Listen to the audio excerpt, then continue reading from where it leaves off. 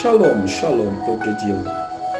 Votre serviteur, l'apôtre Franck Nunzi, conseiller conjugal et familial, conférencier international, consultant dans plusieurs médias sur les affaires familiales, leader des églises assemblées chrétiennes de Ville-Cœur. Notre thème de ce jour, c'est la jeunesse chrétienne de ce millénaire a un défi à relever. La jeunesse chrétienne de ce millénaire a un défi à relever. La jeunesse chrétienne de ce millénaire a un défi à relever face au jugement de ce monde sur l'Église de Jésus-Christ. Aujourd'hui, dans l'esprit de nombre de gens qui ne connaissent pas Dieu, chrétienté rime avec médiocrité, paresse, escroquerie, tricherie, égoïsme, etc. En effet, porter un tel jugement sur la vie chrétienne est une erreur grave. Quand on a une véritable connaissance de Dieu, de sa parole, on se rend vite compte que c'est une méconnaissance de la Bible qui pousse ces personnes à tenir de tels propos. Mais en réalité, lorsqu'on se place sous un autre angle, on peut affirmer que ces personnes n'ont pas tort de porter de tels jugements sur l'Église de Jésus-Christ. Nous leur avions donné des raisons de penser cela de la vie chrétienne et de notre Dieu à cause de notre mentalité et de notre comportement dans la société. C'est pour cela que nous devons recadrer les choses dans la maison de Dieu et dans le corps de Christ en général. C'est en ce sens que la jeunesse chrétienne de ce millénaire doit relever le défi en démontrant qu'elle est une jeunesse consciente, mature, disciplinée, sage, intelligente et respectueuse des principes bibliques. À travers cette étude, nous allons découvrir les choses suivantes. Premièrement, le regard du monde sur l'Église aujourd'hui. Deuxièmement, le défi à relever par la jeunesse. La première partie de notre étude se portera sur le regard du monde sur l'Église d'aujourd'hui.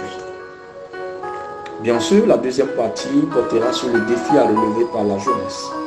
Nous y allons donc avec notre première partie, le regard du monde sur l'Église d'aujourd'hui. Grand A, regard du monde sur les ministres de l'Évangile. Regard du monde sur les ministres de l'Évangile.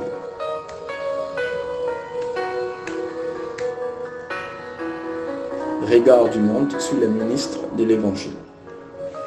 Les hommes de Dieu sont banalisés de nos jours parce que le monde pense que le ministère est pour les personnes qui ont échoué dans les études, pour les paresseux, les nécessités, etc. Pourtant, on ne vient pas au ministère parce qu'on a envie, mais parce que Dieu nous y a appelés. On peut le découvrir dans Exode chapitre 3, versets 1 à 10, qui parle de l'appel de Moïse. On peut le voir dans 1 Roi 9, verset 21, qui parle de l'appel du prophète Élisée. On peut le voir dans Ésaïe 49, verset 1, qui parle de l'appel du prophète Ésaïe. On peut le voir aussi dans Jérémie chapitre 1, verset 4 à 5, qui parle de l'appel de Jérémie, etc., etc. Par ailleurs, les hommes du monde affirment aussi que les pasteurs sont des escrocs. Parce que nous, les autorités spirituelles, nous donnons l'impression que Jésus ne peut rien faire pour ceux qui n'ont pas d'argent. Et parce que nous recevons beaucoup, mais nous partageons peu, ou même pas du tout. Pourtant, l'on se souvient en outre que les hommes de Dieu de l'Église primitive partageaient tout ce qu'ils avaient, partageaient avec les démunis. On peut le voir dans 2 Corinthiens 12, verset 13 à 18. On peut le voir aussi dans 1 Thessaloniciens 4, versets 11 à 12, ou bien même dans Actes chapitre 20, versets 31 à 35. Parlons maintenant du regard, un grand B, du regard du monde sur l'Église en général. Du regard du monde sur l'Église en général. Donc, après avoir parlé du regard du monde sur les hommes de Dieu de nos jours, nous voulons maintenant parler du regard du monde sur l'Église en général. Les païens affirment que nous les condamnons pour des fautes que nous-mêmes commettons souvent et régulièrement. Ils se vantent même d'être mieux que nous parce que eux, ils ne se cachent pas pour accomplir de telles œuvres. Effectivement, le péché bat son plein dans les communautés chrétiennes. L'impudicité, la fornication, l'avortement, l'adultère, l'hypocrisie, la méchanceté, etc.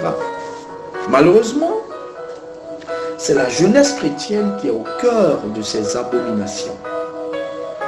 Les rencontres de jeunes deviennent très vite des occasions pour commettre le péché.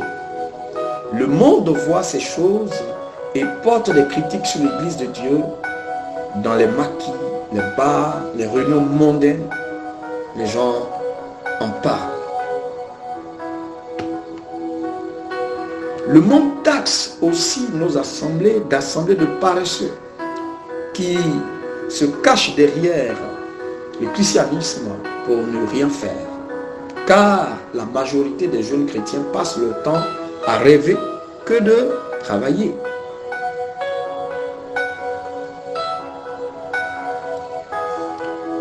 Beaucoup sont devenus des spécialistes en mendicité et en escroquerie.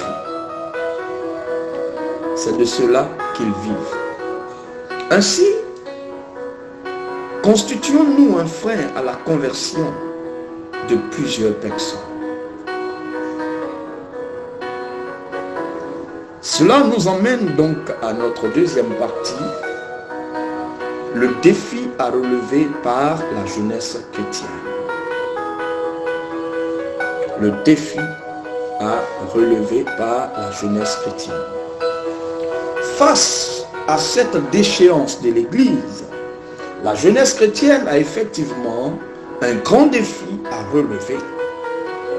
En effet, il y a plusieurs départements dans l'Église, mais l'éclosion et l'épanouissement de l'Église reposent essentiellement sur deux d'entre ces départements que sont le département de la jeunesse et le département des femmes.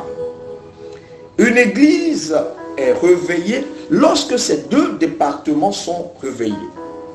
La jeunesse chrétienne a donc besoin de prendre conscience de ce poids qu'elle a dans l'église pour travailler à lui donner une bonne image, une crédibilité dans la société et aussi pour travailler au réveil spirituel de celle-ci. Nous allons aller avec le grand A de cette deuxième partie qui est le défi à relever par la jeunesse chrétienne de ce millénaire. Donc grand A, le défi à relever par rapport à l'image de l'Église. Donc il y a un défi que la jeunesse doit relever par rapport à l'image de l'Église. Ce défi doit être relevé à deux niveaux, c'est-à-dire à l'intérieur de l'Église et aussi à l'extérieur de l'Église. Donc grand A, défi à relever à l'intérieur de l'Église. À l'intérieur de l'Église, ce défi doit être par rapport à la connaissance. Donc petit 1, défi à relever par rapport à la connaissance biblique. Défi donc à relever par rapport à la connaissance biblique. La jeunesse chrétienne, comme tous les enfants de Dieu, a besoin de formation biblique. En ce sens qu'au dernier jugement, notre ignorance sera inexcusable. Car Dieu, dans sa grâce, a ouvert l'esprit de tous ses enfants pour qu'ils puissent comprendre les Écritures selon Luc, le chapitre 24, le verset 45.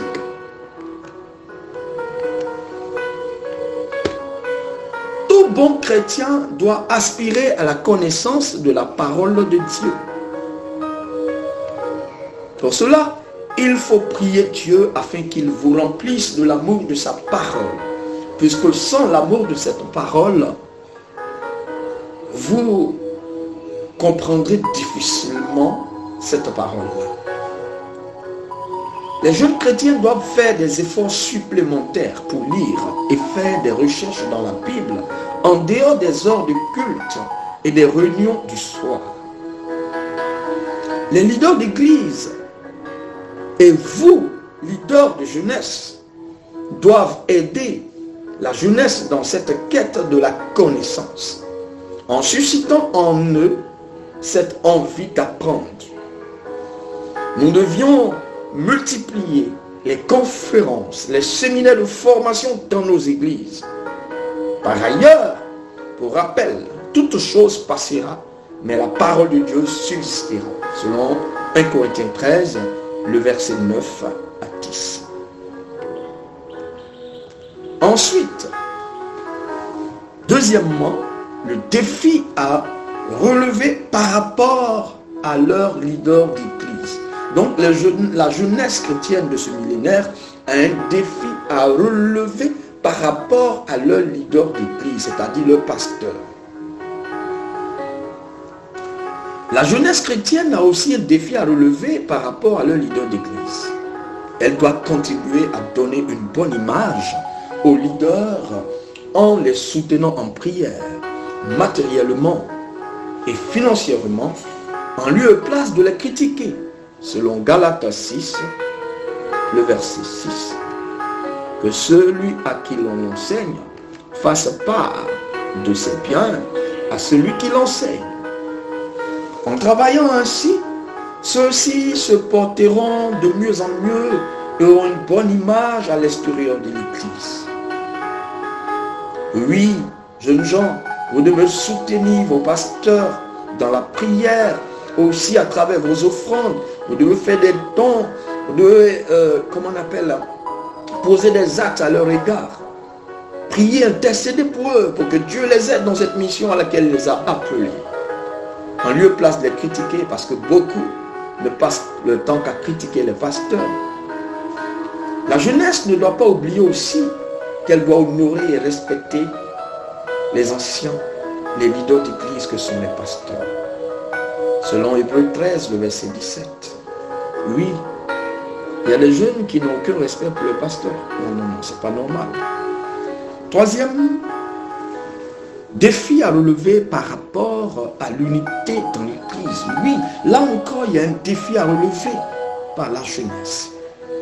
L'église a besoin de reconstruction dans ses relations entre fidèles. Cette reconstruction doit commencer par la prière.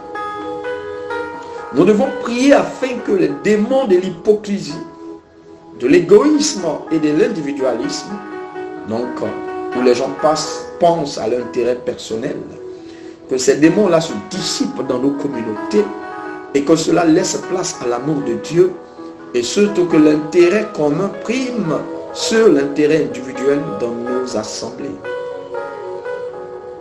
Bien-aimés, nous chassons les démons tous les jours de nos églises. Mais il y a trois démons qui nous dérangent beaucoup. Le démon de l'hypocrisie, le démon de l'égoïsme, le démon de l'individualisme. Car beaucoup d'entre nous dans nos églises sont des hypocrites. Ils vous feront croire qu'ils sont avec vous. Ils vous feront croire qu'ils aiment le Seigneur. Mais dans le fond, ils sont dans la duplicité. Ils ont deux visages. Un visage devant vous, un visage derrière vous. L'égoïsme Chacun pense à son intérêt personnel. Tout est ramené à soi.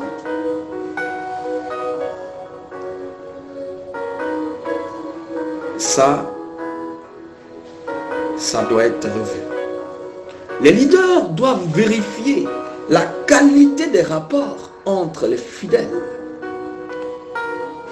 Cela y va de la consolidation des liens fraternels. Pour dire tout simplement que leader de jeunesse, leader d'église, tout le monde a sa part de responsabilité dans ce travail, dans ce défi que la jeunesse doit relever. Parce que des leaders de jeunes, des leaders même d'église, souvent sont des jeunes. À cet effet, dans l'atteinte de tels objectifs, les leaders peuvent, par exemple, initier des programmes de prière tournantes. On va de maison en maison, on organise des programmes pour pouvoir créer des connexions entre frères et sœurs dans l'église. Des agapés, des journées récréatives, des tables rondes, etc.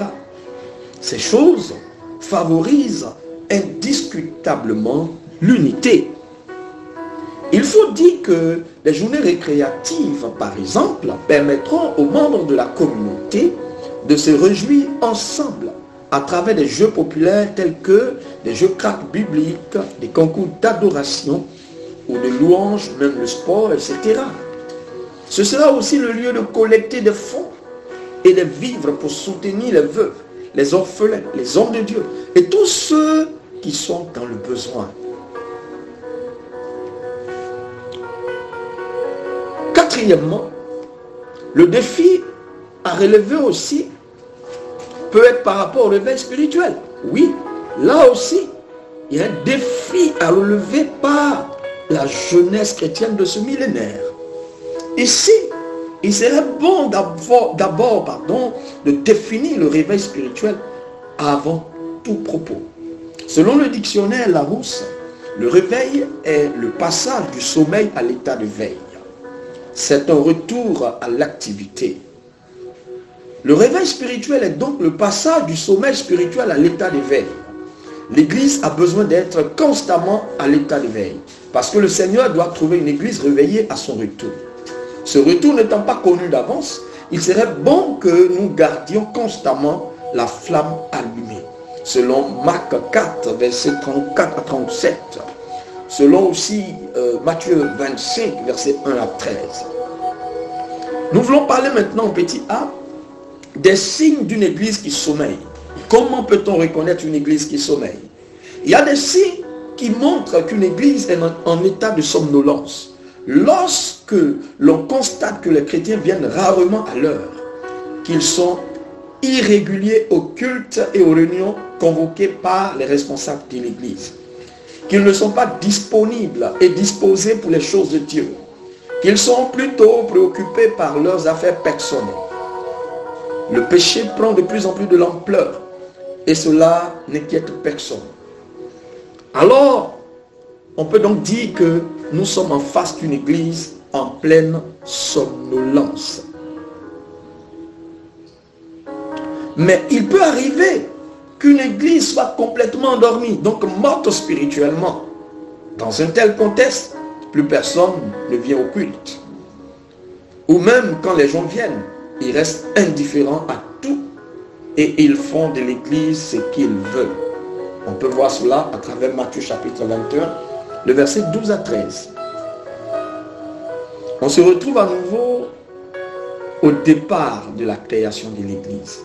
Vous voyez, quand l'église commence, une église qui a 5 ans, 8 ans d'existence, après 8 ans, on retourne au point de départ, comme quand elle a commencé. Cette église, elle est morte spirituellement. Petit b, parlons maintenant des signes d'une église réveillée. Il y a des signes qui montrent une église est réveillée. Lorsque l'on constate qu'il y a une croissance au niveau du nombre de fidèles, les témoignages de conversion véritables et de croissance spirituelle se multiplient. Les chrétiens démontrent leur amour pour la parole de Dieu et leur amour les uns pour les autres. Les chrétiens s'impliquent dans les actes de solidarité Ils sont assidus et ponctuels au culte et aux réunions de l'Église. La paix, la joie sont manifestes dans l'Église. Les chrétiens vivent dans la sanctification. La haine du péché s'empare de tous. Et la crainte de Dieu et les dons spirituels sont en pleine effervescence. Alors, on peut dire qu'une telle Église est réveillée. Et ça, on peut le voir à travers Actes chapitre 2, le verset 40 à 47, ou encore Actes chapitre 5, verset 12 à 16. En outre, il y a des actions à mener pour atteindre de tels objectifs. Donc, en petit C, nous allons voir les actions à mener pour le réveil spirituel de l'Église. Jeunesse.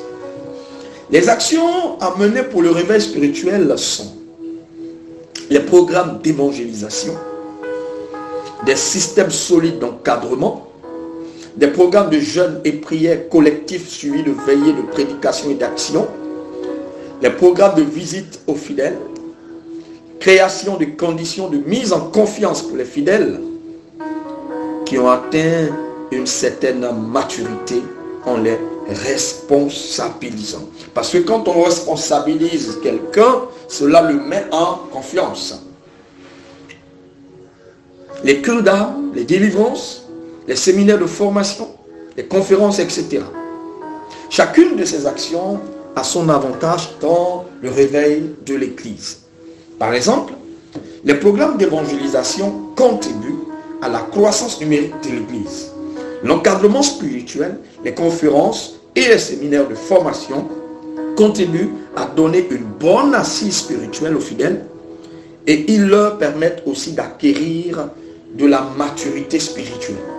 Les programmes de jeûne et prière mettent les dons spirituels en effervescence et entraînent des miracles de tout genre dans l'Église.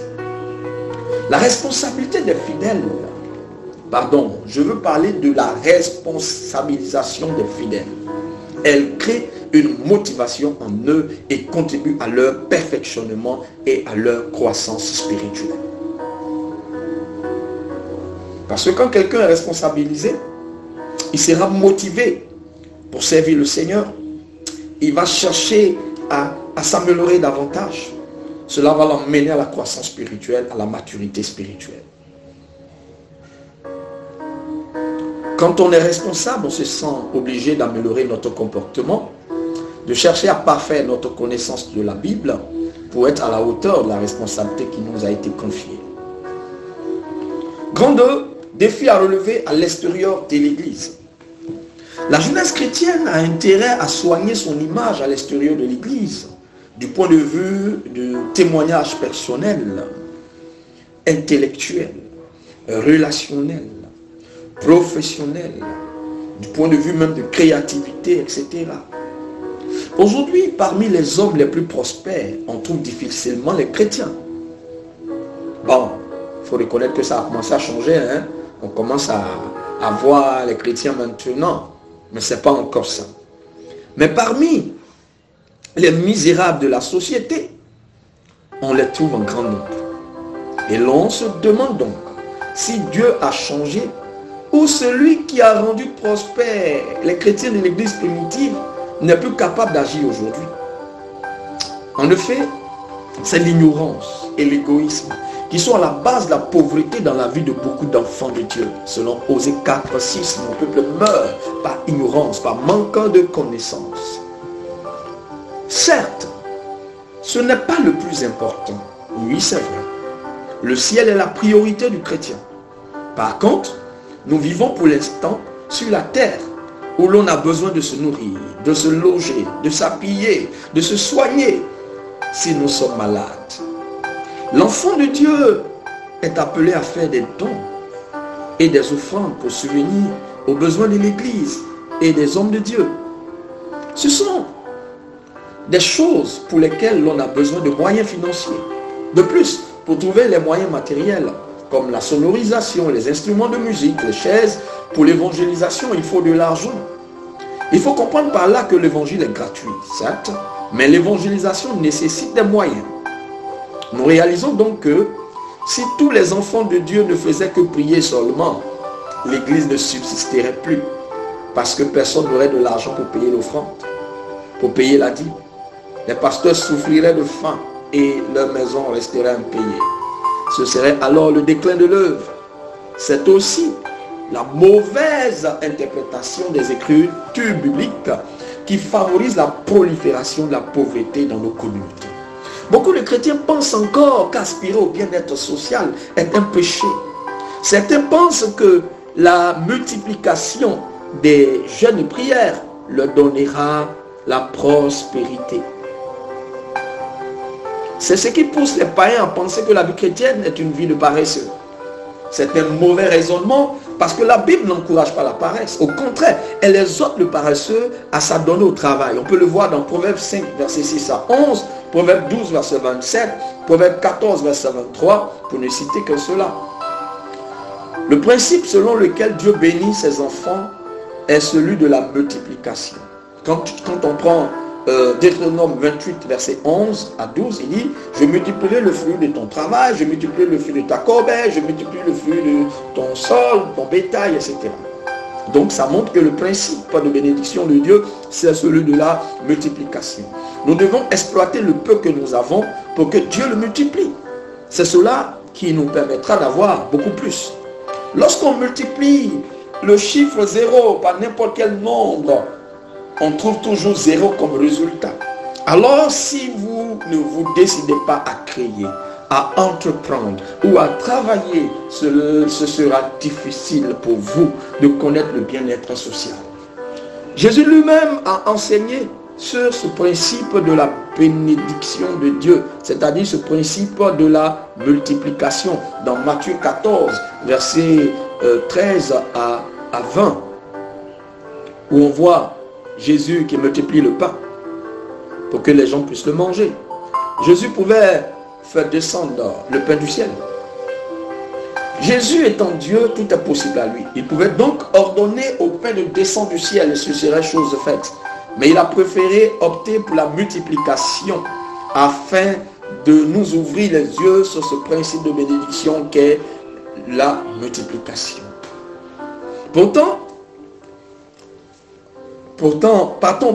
Partons du fait que la Bible affirme que nous sommes le sel de la terre et la lumière du monde, que nous devons être à la tête et non à la queue. On peut donc dire que les chrétiens devaient être des leaders dans ce monde. Les chrétiens que nous sommes devraient exceller dans tous les domaines de ce monde, du point de vue intellectuel, point de vue financier, point de vue santé, point de vue politique même, transport, etc. Oui, nous pouvons arriver à de telles choses si nous mettons de côté nos intérêts personnels, nos ambitions personnelles. Si nous mettons de côté l'égoïsme et que nous travaillons à cela dans l'unité, comme le faisaient les chrétiens de l'église primitive dans Actes chapitre 4, verset 32 à 37. Oui, si nous le faisons ainsi, nous pouvons changer ces choses. Voici ce que la jeunesse chrétienne peut faire et doit faire. Ce que nous devons retenir de notre enseignement de ce jour. L'Église a connu beaucoup de déviations et de dérapages en ce deuxième millénaire. Il faut que nous reconnaissions et commencions à travailler sérieusement pour sauver l'Église de toutes ces dérives. La jeunesse chrétienne a un très grand rôle à jouer dans cette prise de conscience et dans cette initiative, car elle est au cœur du banc des accusés et aussi parce qu'elle constitue la force de l'Église. Elle doit donc relever le défi en se réveillant spirituellement, intellectuellement et dans l'entrepreneuriat pour permettre à l'Église de reprendre sa place de leader qui lui a été assignée par Dieu dès le commencement. À travers Genèse chapitre 2, le verset 27 à 28, Deutéronome 27, le verset 13. Dieu nous bénisse abondamment. C'était votre serviteur, l'apôtre Franck Menzi. Bye bye. À bientôt.